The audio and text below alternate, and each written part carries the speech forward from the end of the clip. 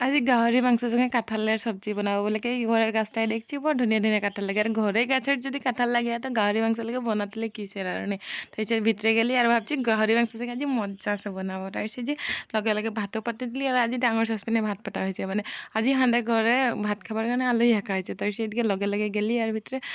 গেছে চাও পাতি দিলি তার সে মানে মোর হাজবেন্ড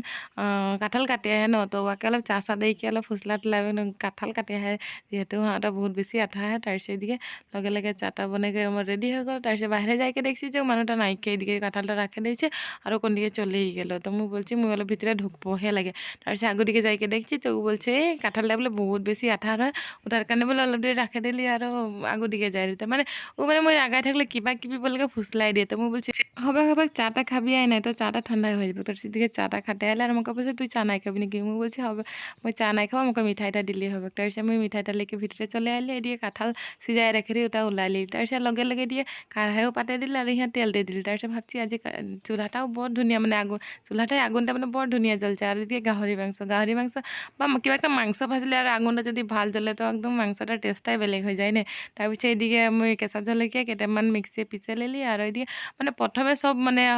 মছলাগিলা দি লিব ভাবছি তাৰপিছতহে মাংসটা দিব তো এদিকে বাকী ধনিয়া জিৰা মানে যিমান যি যি মছলা ৰহে সবগিলাকে দি লিলি তাৰপিছত আকৌ ৰেড চিলিটা অলপ বেছি দিছি মানে মাংসই অলপ তো ঝাল হলে ভাল লাগবে না তো এদিকে মোর মশলাটা মানে রেডি হয়ে গেলো তখন প্রথমে আমি মাংসটা দিয়ে নিলি আর ওইদিকে মাংসটা একদম দেখতে ভাল লাগে দেখে নিমখ টিমখ দেখে অলপমান ঢাকাই দিলি ঢাকাই দিয়া পিছিয়ে এদিকে মানে